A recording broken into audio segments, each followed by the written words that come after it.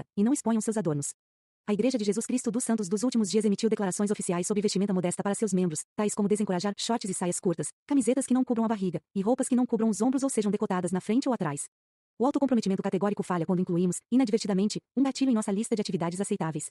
Podemos corrigir erros deste tipo passando um pente fino mental, baseado em experiência. Mas e quando a própria categoria muda? A já gasta tradição de fazer dieta vegetariana, vegana, crudívora, sem glúten, Atkins, cetogência, paleolítica, é um exemplo de autocomprometimento categórico. Vamos atrás dessas dietas por motivos variados, médico, ético, religioso. Mas seja qual for a razão, o efeito prático é diminuir o acesso a grandes categorias de alimentos, o que, por sua vez, limita o consumo. Mas as dietas como forma de autocomprometimento categórico ficam ameaçadas quando a categoria muda com o tempo, resultante de forças mercadológicas. Mais de 15% de casas nos Estados Unidos usam produtos sem glúten. Algumas pessoas não consomem glúten por terem doença celíaca, uma condição autoimune em que a ingestão de glúten prejudica o intestino delgado. Mas um número crescente de pessoas não consome glúten porque ajuda a limitar o consumo de carboidratos altamente calóricos e com baixo poder nutritivo. O problema? De 2008 a 2010, cerca de 3 mil novos petiscos sem glúten foram introduzidos nos Estados Unidos, e atualmente os produtos de panificação são a categoria absoluta de maior lucro de produtos embalados no mercado sem glúten. Em 2020, o valor dos produtos sem glúten, só nos Estados Unidos, foi estimado em 10,3 bilhões de dólares. Uma dieta sem glúten, que anteriormente tinha de fato limitado o consumo de alimentos processados altamente calóricos, tais como biscoitos, bolachas, cereais, macarrões e pizzas, agora não limita mais. Para quem adotava esse tipo de dieta para evitar o glúten, poderia ser uma boa notícia. Mas para aqueles que estavam se beneficiando da exclusão do glúten como uma forma de limitar o consumo de pães e bolos, já não serve mais. A evolução da dieta sem glúten ilustra como tentativas de controlar consumo são rapidamente contra-atacadas por modernas forças mercadológicas, e é apenas mais um exemplo dos desafios inerentes em nossa economia de dopamina. Há muitos outros exemplos modernos de drogas que já foram tabu e foram transformadas em mercadorias socialmente aceitáveis, em geral disfarçadas de medicamentos. Os cigarros transformaram-se em cigarros eletrônicos e bolsas de nicotina ZYN. A heroína passou a ser oxicodona, a maconha tornou-se medicinal. Mal tínhamos nos comprometido com a abstinência e nossa velha droga reaparece, lindamente embalada como um novo produto, a preço acessível, dizendo, ei, sem problemas. Agora faço bem para você. Divinizar o demonizado é outra forma de autocomprometimento categórico. Desde os tempos pré-históricos, os seres humanos elevaram as drogas que alteram a mente a categorias sagradas a serem usadas durante cerimônias religiosas e ritos de passagem, ou como medicamentos. Nesse contexto, apenas aos padres, xamãs ou outros iniciados que receberam formação especial, ou foram investidos de autoridade especial, é permitida a administração dessas drogas. Por mais de 7 mil anos, os alucinógenos, também conhecidos como psicodélicos, cogumelos mágicos, ayahuasca, peyote, tiveram usos sacramentais através de diversas culturas.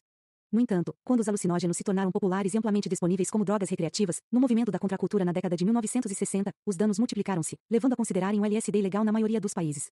Atualmente, existe um movimento para que os alucinógenos e outros psicodélicos voltem a ser usados, mas apenas no contexto pseudo-sagrado da psicoterapia com apoio psicodélico. Agora, psiquiatras e psicólogos especialmente treinados estão administrando alucinógenos e outros agentes psicotrópicos potentes, psilocibina, cetamina, êxtase, como remédios para a saúde mental. Administrar doses limitadas, de 1 a 3, de psicodélicos, intercaladas com sessões múltiplas de terapia conversacional por muitas semanas, tem se tornado o equivalente moderno do xamanismo. A esperança é que, limitando o acesso a essas drogas, e transformando os psiquiatras em guardiões, as propriedades místicas desses produtos químicos, uma sensação de unicidade, transcendência de tempo, clima positivo e reverência, possam ser alavancadas sem levar ao uso indevido, ao abuso e à dependência. Algumas pessoas não precisam de xamãs, nem de psiquiatras para impregnar a droga de escolha com o sagrado. Num agora famoso experimento do marshmallow de Stanford, pelo menos uma criança no experimento manejou o sagrado totalmente sozinha. O experimento do marshmallow foi uma série de estudos conduzidos no final de década de 1960, na Universidade de Stanford, pelo psicólogo Walter Mischel, para analisar a recompensa adiada. Nesses estudos, eram oferecidas a crianças entre 3 e 6 anos uma escolha entre uma pequena recompensa entregue imediatamente, um marshmallow, ou 2 pequenas recompensas, 2 marshmallows, se a criança pudesse esperar por 15 minutos, sem comer o primeiro marshmallow. Durante esse tempo, o pesquisador deixava a sala, e depois voltava. O marshmallow era colocado em um prato sobre a mesa, numa sala sem nenhuma outra distração, nenhum brinquedo, nenhuma outra criança. O propósito do estudo era determinar em que momento a gratificação adiada se desenvolve nas crianças. Estudos subsequentes analisaram que tipos de consequências na vida real são associados à capacidade, ou falta dela, de adiar gratificação. Os pesquisadores descobriram que, de cerca de 100 crianças, um terço esperou o suficiente para conseguir o segundo marshmallow. A idade foi um determinante importante. Quanto mais velha a criança, mais capacitada a adiar. Em estudos complementares, crianças que conseguiram esperar pelo segundo marshmallow tenderam a ter melhores notas nos testes de aptidão escolar, melhor capacidade educacional e, em geral, foram adolescentes mais bem ajustados social e cognitivamente. Um detalhe menos conhecido do experimento é o que as crianças faziam durante os 15 minutos de esforço para não comer o primeiro marshmallow. As observações dos pesquisadores revelaram uma concretização literal de autocomprometimento. As crianças cobrem os olhos com as mãos, ou viram de costas para não ver o prato, começam a chutar a mesa, puxam suas Marias Chiquinhas, ou afagam o marshmallow como se ele fosse um animalzinho de pelúcia. Cobrir os olhos e virar de costas lembra autocomprometimento físico. Puxar as Marias Chiquinhas sugere o uso da dor física como distração, algo sobre o qual me estenderei adiante. Mas, afagar o marshmallow? Essa criança, em vez de virar as costas para o objeto desejado, fez dele uma mascote, precioso demais para comer ou, no mínimo, para comer impulsivamente. Minha paciente Jasmine veio me pedir ajuda para o consumo excessivo de álcool, ela ingeria até 10 cervejas todos os dias. Como parte do tratamento, aconselhei-a a remover todo o álcool de casa, uma estratégia de autocomprometimento. Em grande parte, ela seguiu meu conselho, com uma deturpação. Retirou todo o álcool, menos uma cerveja, que deixou na geladeira. Chamou-a de sua cerveja totêmica, a qual olhava como símbolo de sua escolha de não beber, uma representação da sua vontade e autonomia. Disse consigo mesma que só precisava se concentrar em não beber aquela cerveja específica, mais do que na tarefa mais assustadora de não beber nenhuma cerveja da vasta quantidade disponível no mundo. Esse passe de mágica metacognitivo, transformando um objeto de tentação num símbolo de controle, ajudou Jasmine a se abster. 6 meses depois de sua segunda tentativa de recuperação, encontrei Jacob na sala de espera. Fazia muito tempo que não o via. Assim que pus os olhos nele, soube que estava se saindo bem, pela maneira como suas roupas assentavam, a maneira como envolviam seu corpo. Mas não foram apenas as roupas. Sua pele também assentava nele, da maneira que acontece quando uma pessoa se sente conectada consigo mesma e com o mundo. Não que você vá achar isso em algum manual psiquiátrico. É só uma coisa que notei depois de anos atendendo pacientes. Quando as pessoas melhoram, tudo tem uma coesão e um acerto. Naquele dia, Jacob tinha uma exatidão nele.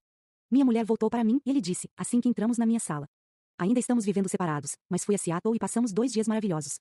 Vamos passar o Natal juntos. Fico feliz, Jacob. Estou livre da minha obsessão. Não estou compelido a me comportar de certa maneira. Estou livre para voltar a tomar decisões sobre o que vou fazer. Já faz quase 6 meses que tive a minha recaída. Se apenas continuar fazendo o que estou fazendo, acho que vou ficar bem. Mais do que bem. Ele olhou para mim e sorriu. Sorri de volta. A jornada extraordinária que Jacob percorreu para evitar qualquer coisa possível de incitar o desejo sexual parece francamente medieval para nossa sensibilidade moderna, a um passo de uma camisa de força. No entanto, longe de se sentir limitado por seu novo modo de vida, ele se sentiu liberado. Livre das garras do hiperconsumo compulsivo, viu-se novamente apto a interagir com outras pessoas e com o mundo com alegria, curiosidade e espontaneidade. Sentiu certa dignidade. Como Immanuel Kant escreveu em A Metafísica dos Costumes, quando percebemos que somos capazes desta legislação interior, o homem, natural, se sente compelido a reverenciar o homem moral em sua própria pessoa. O autocomprometimento é uma maneira de ser livre. Capítulo 6. Uma balança quebrada? Espero que você continue com a minha buprenorfina, Chris disse, sentado na minha sala, acertando sua mochila, empurrando para trás o cabelo que tinha caído sobre os olhos, balançando o joelho. Nos anos que se seguiram, eu perceberia que ele estava sempre em movimento. Ela tem ajudado. Na verdade, isto é um eufemismo. Não tenho certeza de que estaria vivo sem ela, e preciso achar alguém que possa me fazer uma receita.